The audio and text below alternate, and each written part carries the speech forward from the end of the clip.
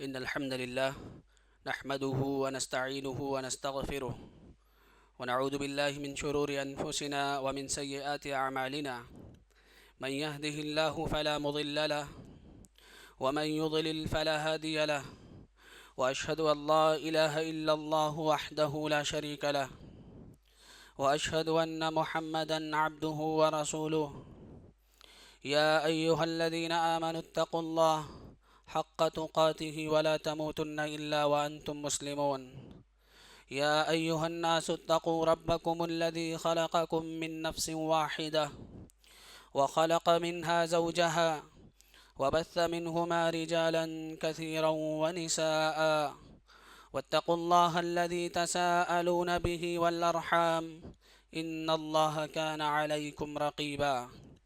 يا أيها الذين آمنوا اتقوا الله وقولوا قولا سديدا يصلح لكم أعمالكم ويغفر لكم ذنوبكم، ومن يطع الله ورسوله فقد فاز فوزا عظيما. أما بعد، فإن خير الحديث كتاب الله، وخير الهدي هدي محمد صلى الله عليه وسلم، وشر الأمور محدثاتها، وكل محدثة بدعة، وكل بدعة ضلالة، وكل ضلالة في النار. قال الله تبارك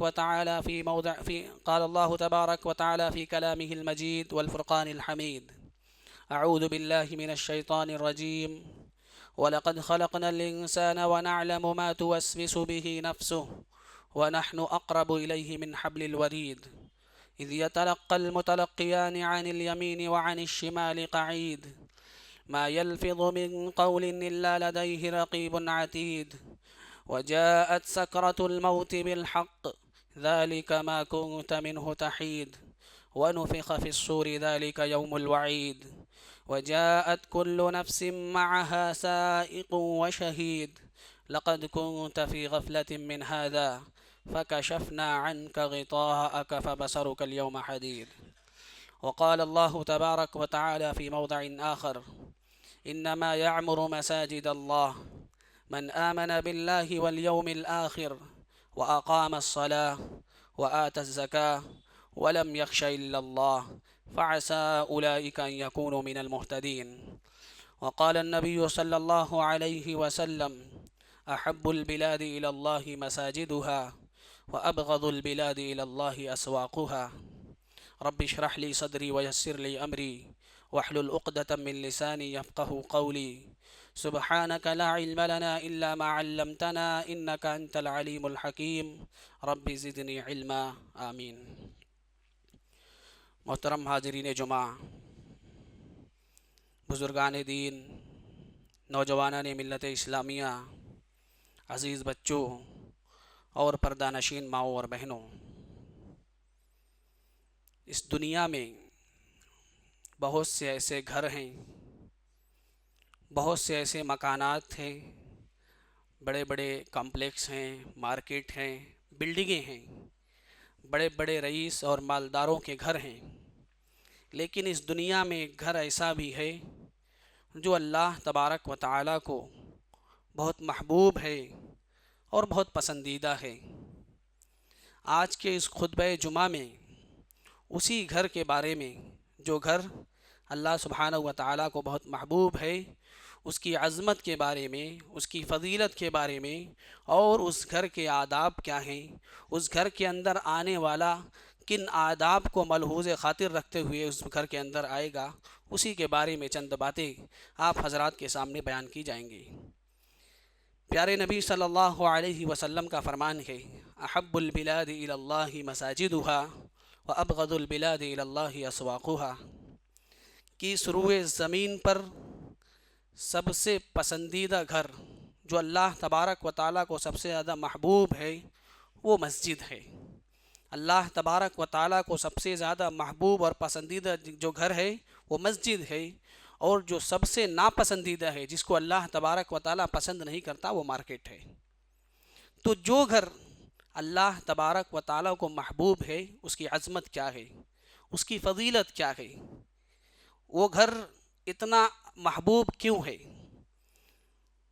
جس کی عظمت اور فضیلت کے بارے میں قرآن مقدس کے اندر بے شمار آیتیں ہیں۔ اللہ سبحانہ و تعالیٰ فرماتا ہے فی بیوت اذن اللہ ان ترفع ویذکر فیہا اسمہ یسبح لہ فیہا بالغدو والآصال، کہ یہ گھر اس کو بلند رکھنے کا، اس کی عزت اور اس کا احترام کرنے کا حکم اللہ تبارک و تعالیٰ نے دیا ہے کہ اس کے اندر اللہ رب العالمین کا ذکر صبح و شام کیا جائے، اس کی عبادت کی جائے۔ یہ مسجد صرف یہ اللہ تبارک و تعالیٰ کے محبوب اور پسندیدہ جگہ صرف عبادت کے لیے خاص نہیں ہے، بلکہ یہ اسلام کی روح ہے، اسلام کا مرکز ہے۔ یہاں مسلمانوں کو قرآن کی تعلیم دی جاتی ہے، اسلام کی تعلیم دی جاتی ہے۔ نبی آخر الزماں جناب محمد رسول اللہ صلی اللہ علیہ وسلم نے جو احکام اور جو فرامین بیان کی ہیں، ان احکام اور فرامین کو سکھلایا جاتا ہے۔ یہ امت کو جوڑنے کا مرکز ہے۔ یہاں سے ملت اسلامیہ کو، امت کو اتحاد و اتفاق کی تعلیم دی جاتی ہے۔ مسلمانوں کو اس بات کا حکم دیا جاتا ہے، اس بات کی تعلیم دی جاتی ہے کہ سماج اور معاشرے کے سامنے اپنے اخلاق کو، اپنے کردار کو، اپنے کیریکٹر کو کس طریقے سے پیش کرنا ہے۔ یہ مسجد وہ جگہ ہے جو اسلام کا روح ہے، اسلام کا مرکز ہے۔ یہی وجہ ہے کہ اللہ کے نبی جناب محمد الرسول اللہ صلی اللہ علیہ وسلم جب مکہ سے ہجرت کر کے مدینہ گئے تو سب سے پہلے آپ نے کیا کیا؟ مسجد کی تعمیر کی۔ سب سے پہلے اللہ کے نبی صلی اللہ علیہ وسلم نے مسجد کی تعمیر کیوں کی؟ کیونکہ جب تک اللہ کے نبی صلی اللہ علیہ وسلم مکہ میں تھے، دار ارقم کے اندر چھپ کر کے عبادتیں کیا کرتے تھے، مسلمانوں کی تعلیم و تربیت کیا کرتے تھے۔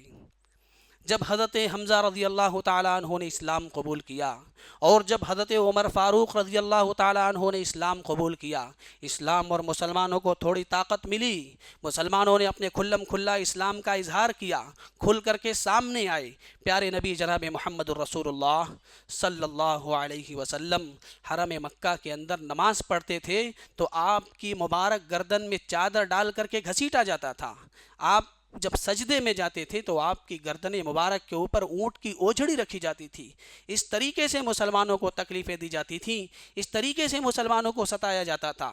اسی لیے اللہ کے نبی صلی اللہ علیہ وسلم جب ہجرت کر کے مدینہ گئے، آپ کے پاس مال و دولت نہیں تھا، مسلمانوں کے پاس مال و دولت نہیں تھا۔ حضرت عثمان غنی رضی اللہ تعالیٰ عنہ کو اللہ تبارک و تعالیٰ نے مال و دولت سے نوازا تھا۔ انہوں نے اپنی جیب خاص سے زمین کی رقم ادا کر کے مسجد کی تعمیر شروع کی۔ کیونکہ یہی ایک ایسی جگہ تھی جہاں سے مسلمانوں کو اس دین اسلام کی تعلیم دی جا سکتی تھی۔ یہی ایک ایسی جگہ تھی جہاں مسلمانوں کے مسائل کا حل ہو سکتا تھا۔ یہی ایک ایسی جگہ تھی جہاں سے دین اسلام کی تعلیم دور دور تک پہنچائی جا سکتی تھی۔ اللہ کے نبی صلی اللہ علیہ وسلم نے مسجد کی تعمیر ہونے کے بعد مسجد میں ایک چبوترا تھا جس کو ہم اور آپ صفہ کے نام سے جانتے ہیں۔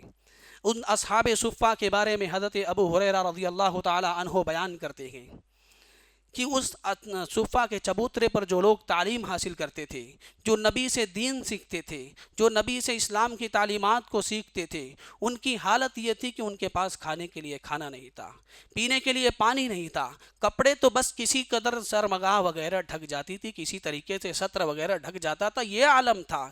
لیکن نبی سے دین سیکھنے کا، نبی سے اسلام کی تعلیمات کو سیکھنے کا جذبہ ان کے اندر تھا۔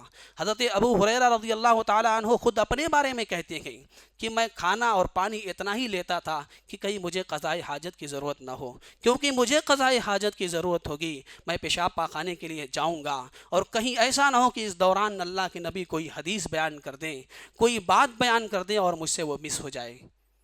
اسی لیے حضرت ابو ہریرہ رضی اللہ تعالیٰ عنہ اللہ کے نبی صلی اللہ علیہ وسلم کی حدیث کو سب سے زیادہ روایت کرنے والے ہیں۔ سب سے زیادہ آپ سے حضرت ابو ہریرہ سے روایت حدیث ملتی ہے۔ یہی وجہ ہے کیونکہ اللہ کے نبی کے پاس سب سے زیادہ حضرت ابو ہریرہ رضی اللہ تعالیٰ عنہ رہا کرتے تھے۔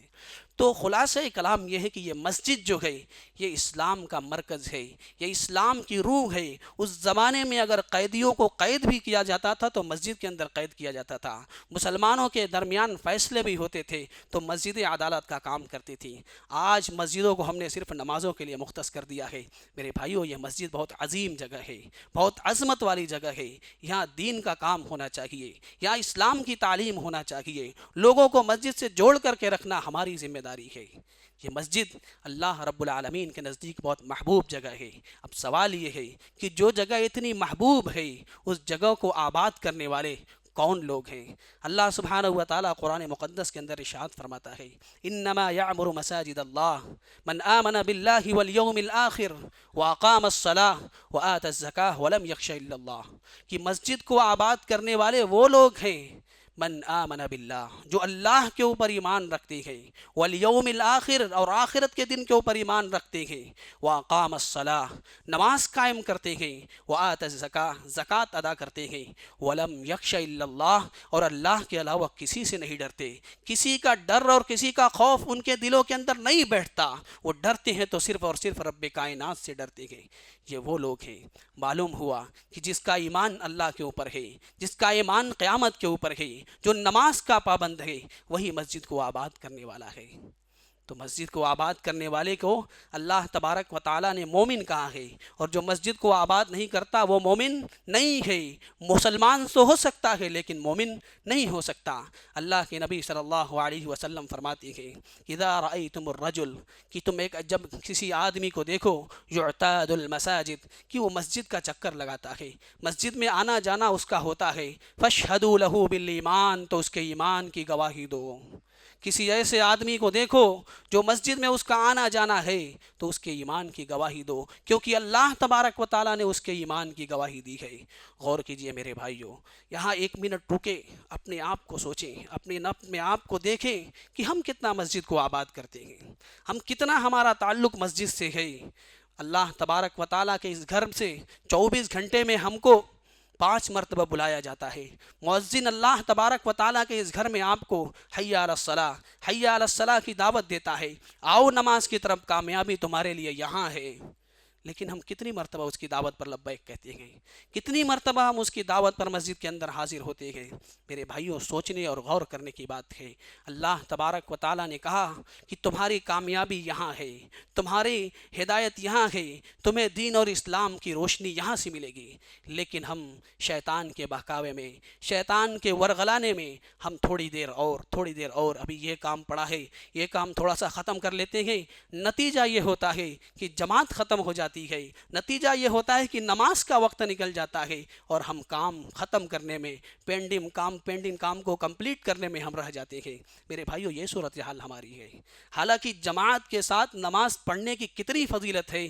پیارے نبی صلی اللہ علیہ وسلم فرماتے ہیں، صلاۃ الجماعت افضل من صلاۃ الفرد ب27 درجہ، کہ جو جماعت کے ساتھ نماز پڑھتا ہے، تنہا نماز پڑھنے والے سے 20% درجہ بہتر ہے، اس کو 20% درجے زیادہ ثواب ملے گا۔ یعنی اگر ہم اکیلے 20% مرتبہ نماز پڑھیں اور جماعت کے ساتھ 1 مرتبہ نماز پڑھیں تو دونوں کا ثواب برابر ہے۔ اب ہم اور آپ فیصلہ کریں کہ ہم اکیلے نماز پڑھیں گے کہ جماعت کے ساتھ نماز پڑھیں گے۔ یہ اللہ کے نبی صلی اللہ علیہ وسلم کا فرمان ہے۔ اس لیے ہماری یہ کوشش ہونی چاہیے کہ اذان کی آواز سنی ہم اپنے گھر سے مسجد کی طرف نکل جائیں، مسجد کی طرف آئیں، اللہ تبارک و تعالیٰ کی عبادت کے لیے آئیں، اور کوشش کریں کہ جماعت کے ساتھ نماز پڑھیں، تکبیر کے ساتھ نماز پڑھیں۔ اس کی بڑی اہمیت و فضیلت ہے۔ اور اسی طریقے سے جو شخص مسجد کی طرف آتا ہے، اپنے گھر سے وضو کر کے آتا ہے، اس کی بھی اللہ کے نبی صلی اللہ علیہ وسلم نے بڑی فضیلت بیان کی ہے۔ پیارے نبی صلی اللہ علیہ وسلم فرماتے ہیں، من تطہر فی بیتہ، جو شخص اپنے گھر سے وضو کر کے مسجد آتا ہے، لیقضی بیت ثم مضى بیت من بیوت اللہ، اللہ تبارک و تعالیٰ کے گھر کی طرف چل کر کے آتا ہے، لیقضی فریضۃ من فرائض اللہ، تاکہ فرض نماز کی ادائیگی کر سکے، اللہ تبارک و تعالیٰ نے جو نماز فرض کی ہے اس کو ادا کر سکے۔ اللہ کے نبی صلی اللہ علیہ وسلم فرماتے ہیں، کانت خطوا احدہما حتی خطیۃ و اخرى ترفع درجۃ، کہ ایک قدم چلتا ہے تو اس کے ایک قدم چلنے سے اس کی ایک گناہ مٹتی ہے، دوسرا قدم بڑھاتا ہے تو اللہ تبارک و تعالیٰ اس کا ایک درجہ بلند کرتا ہے۔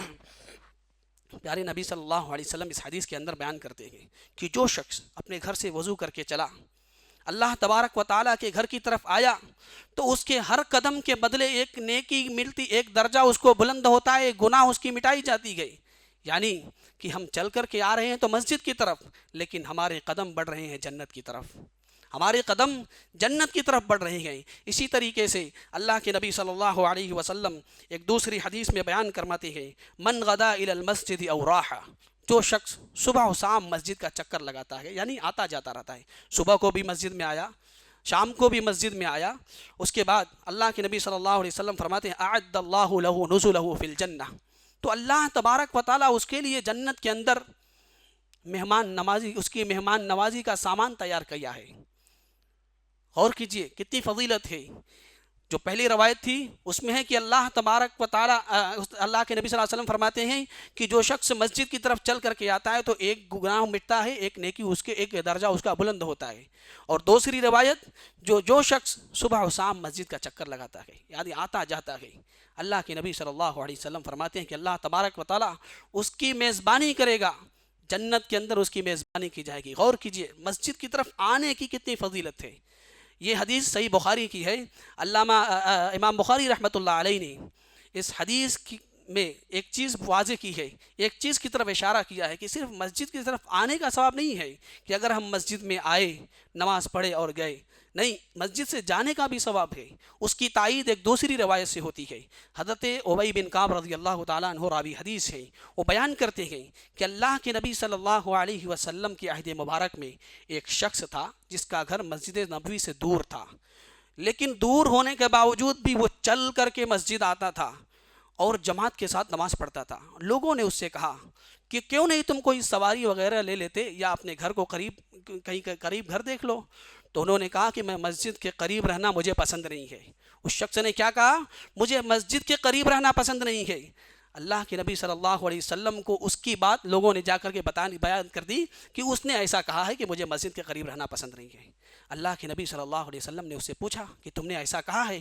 تو اس شخص نے کہا کہ ہاں اللہ کے نبی، میں نے ایسا کہا ہے کیونکہ مسجد سے میں چاہتا ہوں کہ میرا دور سے آنا اور میرا دور سے جانا، یہ دونوں اللہ تبارک و تعالیٰ کے یہاں لکھا جائے۔ تو اللہ کے نبی صلی اللہ علیہ وسلم فرماتے ہیں کہ جا، اللہ تبارک و تعالیٰ نے تیری خواہش پوری کر دی، تیرا آنا اور جانا دونوں لکھا جائے گا۔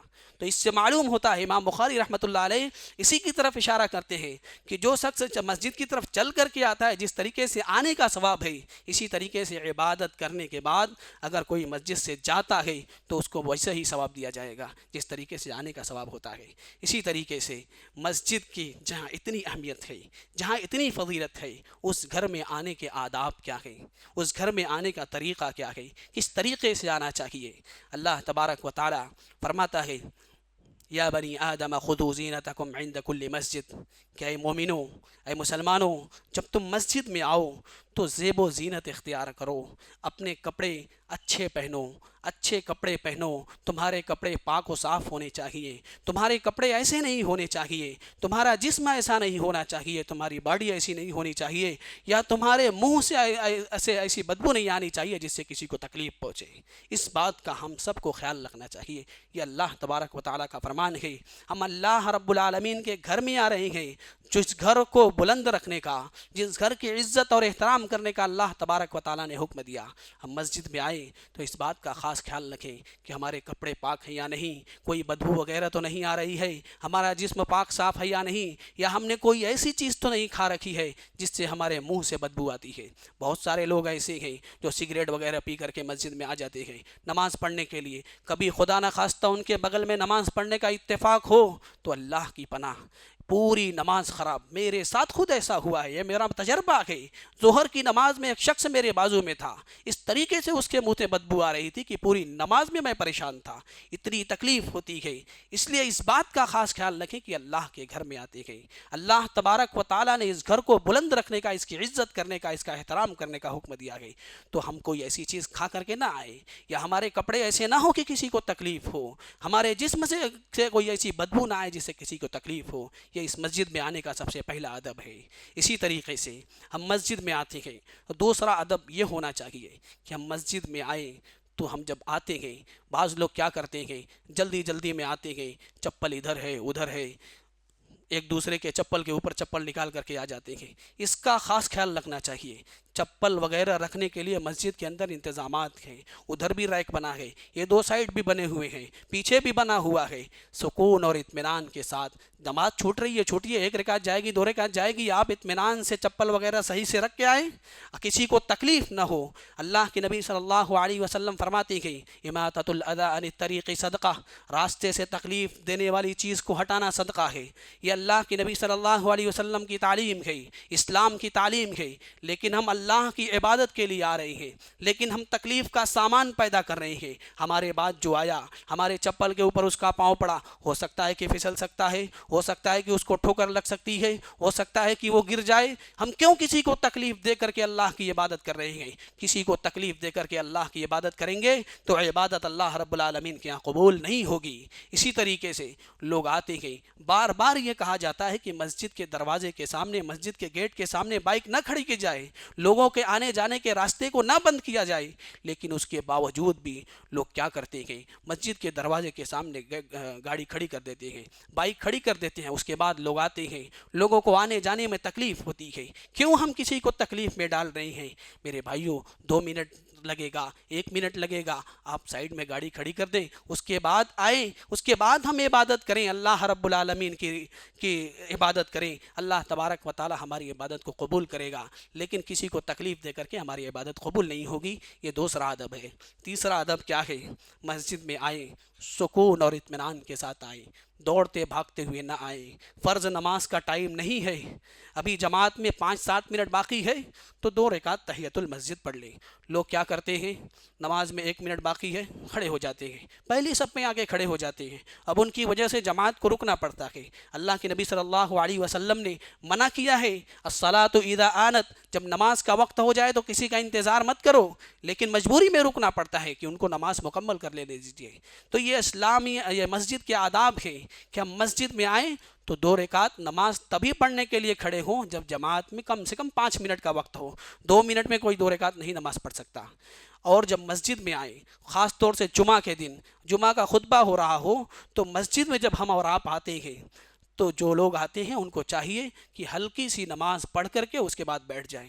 بعض لوگ کیا کرتے ہیں؟ مسجد میں آئے، خطبہ چل رہا ہے، لوگوں سے سلام کلام شروع کر دیتے ہیں، مصافحہ شروع کر دیتے ہیں۔ دوران خطبہ لوگوں سے سلام کلام کرنے سے منع، اشارہ کرنے سے منع کیا گیا ہے کہ ایک دوسرے کو اگر کوئی بات کر رہا ہے تو اس سے اشارے سے چپ نہیں کرا سکتے، اس سے بھی منع کیا گیا ہے۔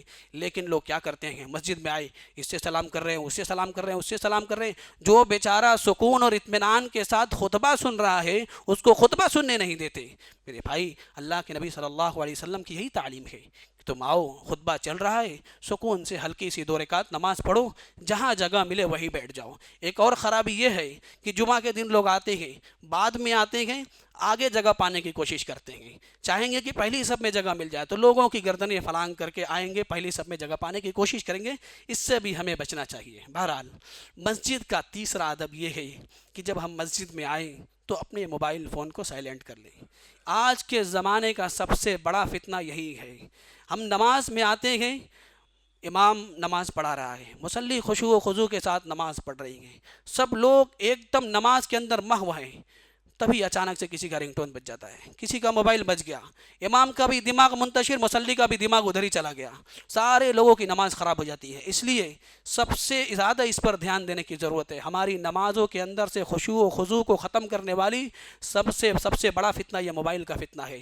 اس کو سب سے پہلے ہم مسجد میں داخل ہوں تو ہمارا ہاتھ سب سے پہلے اس جگہ جانا چاہیے کہ موبائل فون ہمارا سائلنٹ ہو۔ اسی طریقے سے مسجد میں ہم آئیں، اللہ تبارک و تعالیٰ کا یہ گھر ہے، یہاں پر گروپ بنا کر کے، حلقہ بنا کر کے بات نہ کریں۔ یہ اللہ کے نبی صلی اللہ علیہ وسلم فرماتے ہیں سیکون فی آخر الزمان قوم یجلسون فی المسجد حلقہ، کہ آخر زمانے میں ایسے لوگ ہوں گے جو مسجدوں کے اندر گروپ بنا کر کے، مسجدوں کے اندر حلقہ بنا کر کے بات کریں گے۔ حلقہ کیا ہوتا ہے؟ حلقہ قرآن کریم کا حلقہ نہیں ہے۔ آپ مسجد نبی میں چلے جائیں، کہیں قرآن کا حلقہ ہے، کہیں حدیث کا حلقہ ہے، کہیں متون کو یاد کرایا جاتا ہے، لیکن آج ہمارے یہاں کی مساجد کا یہ حال ہے کہ لوگ گروپ بنا کر کے مسجدوں کے اندر بیٹھ کر کے بات کرتے ہیں. ان کا مقصد کیا ہے؟ اللہ کے نبی صلی اللہ علیہ وسلم فرماتے ہیں امامہم الدنیا، ان کا مقصد دنیا ہوگا. وہ دنیا بھی بات کریں گے، ایک دوسرے کی برائی کریں گے، ایک دوسرے کی غیبت کریں گے. اللہ کے نبی صلی اللہ علیہ وسلم آگے فرماتے ہیں جب تم ایسے لوگوں کے غروب کو دیکھو، ایسے لوگوں کی حلقات کو دیکھو، فلا تجالسوہم، تو ان کی مجلسوں میں مت بیٹھو، کیونکہ ایسے لوگوں کے مجلسوں میں بیٹھنے سے اللہ کے نبی صلی اللہ علیہ وسلم نے منع کیا ہے. اور آگے فرماتے ہیں فَلَيْسَ لَهُ فِيهِمْ حَاجَةٌ، ایسے لوگوں کی اللہ تبارک و تعالیٰ بھی پرواہ نہیں کرتا ہے. لہٰذا مسجد میں ہماری مسجد ہمیں یہ ادب سکھاتی ہے کہ ہم مسجد میں آئیں تو ہماری یہ ذمہ داری ہونی چاہیے کہ ہم حلقات بنا کر کے، گروپ بنا کر کے دنیاوی بات نہ کریں. اللہ تبارک و تعالیٰ نے قرآن میں ہمیں قرآن سیکھنے کا ہمیں حکم دیا ہے. اگر ہم قرآن کا حلقات بنا کر کے بیٹھتے ہیں یا حدیث کے حلقات بنا کر کے بیٹھتے ہیں، اس کا گروپ بناتے ہیں تو ٹھیک ہے، لیکن دنیاوی بات کرنے کے لیے آپس میں گروپ بنا کر کے نہ بیٹھیں. اسی طریقے سے جب ہم مسجد میں آتے ہیں تو ایک ادب یہ بھی ہے کہ مسجد میں بچوں کو اگر ہم ساتھ لاتے ہیں تو کوشش یہ ہونی چاہیے کہ بچوں کو صفوں کے کنارے لے کر کے کھڑے ہوں. بعض دفعہ ایسا ہوتا ہے کہ لوگ بچوں کو بیچ میں لے کر کے کھڑے ہو جاتے ہیں، نماز شروع ہو جاتی ہے، بچے تو بچے ہیں، صفوں کے اندر دوڑنا شروع کر دیتے ہیں. اس کی وجہ سے سارے لوگوں کی نماز کے خشوع و خضوع میں خلل پیدا ہوتا ہے. اس بات کا ہمیں خاص خیال رکھنا چاہیے. ایک آخری بات، یہ مسجد اللہ تبارک و تعالیٰ کا گھر ہے. اللہ تبارک و تعالیٰ نے اس کی عزت اور اس کا احترام کرنے کا حکم دیا ہے. تو اس لیے اس گھر کے جو لوگ خدمت کرنے والے ہیں، چاہے وہ صفائی کرنے والے ہوں، چاہے وہ مؤذن ہوں، چاہے وہ امام ہوں، چاہے وہ مسجد کے ذمہ داران ہوں، صدر ہوں، سیکریٹری ہوں، ان تمام کی عزت کرنا، ان کا احترام کرنا ہماری ذمہ داری ہے. آج سب سے بڑا اس امت کا عالمیہ یہی ہے کہ نہ مسجد کے مؤذن کی قدر کرتے ہیں، نہ امام کی قدر کرتے ہیں، نہ مسجد کے ذمہ داران کی قدر کرتے ہیں. کوئی کچھ بھی بول کے چلا جاتا ہے. یہ آج صورتحال ہماری ہے. اگر آپ کو کسی بات سے اختلاف رائے ہے، آپ کو کسی بات پر اختلاف ہے، اسلام نے اخلاقی فریضہ ہمیں یہی سکھایا ہے کہ آپ تنہائی میں کسی کے ساتھ ملیں، ان کے ساتھ بات کریں. کسی بات کو لے کر کے آپ اختلاف رکھتے ہیں تو آخر تنہائی میں اکیلے میں ان سے اخلاق کے ساتھ، اچھے اخلاق کے ساتھ ان سے بات کریں کہ ہمارا آپ سے یہ مسئلہ ہے. اس کے بعد اس مسئلے کو آپ اکیلے میں حل کر سکتے ہیں. لیکن بھری محفل میں لوگوں کے سامنے اونچی آواز میں ان کو مخاطب کرنا اور ان سے کہنا کہ آپ کی بات سے میں متفق نہیں ہوں، میرے بھائیو، اسلام ہمیں اس بات کی تعلیم نہیں دیتا. ہمیں مسجد کے مؤذن کی، مسجد کے صفائی کرنے والے، مسجد کے جتنے بھی خدمت کرنے والے ہیں، ان تمام کی عزت اور ان تمام کا احترام کرنا ہوگا. ایک واقعہ اللہ کے نبی صلی اللہ علیہ وسلم کے عہد مبارک کا ہے، اس کو بیان کر کے میں اپنی بات کو ختم کروں گا. اللہ کے نبی صلی اللہ علیہ وسلم کے عہد مبارک میں ایک عورت مسجد نبوی کے اندر جھاڑو لگایا کرتی تھی، صفائی کا کام کرتی تھی. آج ہم جھاڑو پوچھا کرنے والے کی کوئی عزت، کوئی احترام سمجھتے ہی نہیں ہیں. اس عورت کا انتقال ہوا، رات میں انتقال ہوا، رات کی تاریکی میں ہی صحابہ نے اس عورت کو دفن کر دیا. اللہ کے نبی صلی اللہ علیہ وسلم کو خبر نہیں دی گئی. 2 دن کے بعد آپ کو پتہ چلتا ہے، پوچھتے ہیں وہ عورت نظر نہیں آتی. لوگوں نے کہا کہ اس عورت کا انتقال ہو گیا، اس کو دفن کر دیا گیا. اللہ کے نبی نے کہا کہ مجھ کو بتایا کیوں نہیں؟ اس کے بعد اس عورت کی قبر کے اوپر جا کر کے آپ نے اس کی جنازے کی نماز پڑھی. غور کیجئے کتنا عزت اور کتنا احترام اللہ کے نبی صلی اللہ علیہ وسلم نے اس عورت کا کیا. وہ عورت مسجد کے اندر جھاڑو لگانے والی تھی. میرے بھائیو، یہ واقعہ ہمارے لیے دلیل ہے، یہ نمونہ ہے کہ ہم مسجد کی خدمت کرنے والے، چاہے وہ کوئی ہوں، ذمہ دار ہوں، ائمہ ہوں، مؤذنین ہوں، سب کی عزت کرنا، سب کا احترام کرنا ہماری ذمہ داری ہے. اللہ تبارک و تعالیٰ سے ہم اخیر میں دعا کرتے ہیں کہ اللہ تبارک و تعالیٰ ہمیں مسجد کا ادب کرنے، مسجد کا احترام کرنے کی توفیق عطا فرما. رب العالمین، اللہ تبارک و تعالیٰ سے ہم دعا کرتے ہیں کہ اللہ تبارک و تعالیٰ ہمیں مسجد میں آ کر 5 وقتہ جماعت کے ساتھ نماز پڑھنے کی توفیق عطا فرما. رب العالمین، ہم میں سے جو بیمار ہیں، پریشان ہیں، ان کی بیماریوں کو دور فرما، ان کی پریشانیوں کو دور فرما. ہمیں جب تک دنیا میں رکھ، ایمان اور اسلام پر زندہ رکھ. ہمارا خاتمہ ہو تو ایمان پر ہو. آمین. وما توفیق الا باللہ العلی العظیم.